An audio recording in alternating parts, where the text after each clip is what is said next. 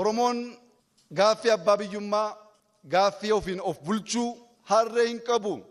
Aarsaa qaalii kaffalee ijoollee kichuu kaffalee didee dhiiga isaaf lafee isaatiin abbaa biyyummaasaa ofiin of bulchuusaa dhugoomsee jira. Gaaffiin kun darbee jira. Gaaffii kanaaf hin qabsoofnu. Haa ta'u malee ofiin of bulchuun qofti gahaa hin ta'u. Misoomuu qabna, jijjiiramuu qabna. Ijoolleen keenya lafa keenya gurguruun qabani, hattummaa mabalachuu hin qabu. Waaqa isaanii sodaachuu, ummata isaanii kabajuu, tajaajila haqaa kennuu qabu. Gaaffii jedhu immoo har'as qabna. Kanaaf garuu du'uun nun barbaachisu. Qabsoon hin dhaabbata jechuu miti.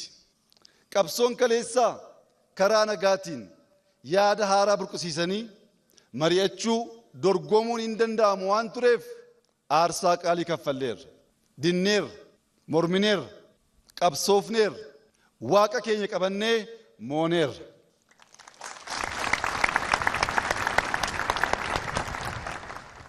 Kan moo'ee injifannoo tikfachuuf qabsaa malee akka haaraa injifannoo haaraatiif hin qabsaa'u.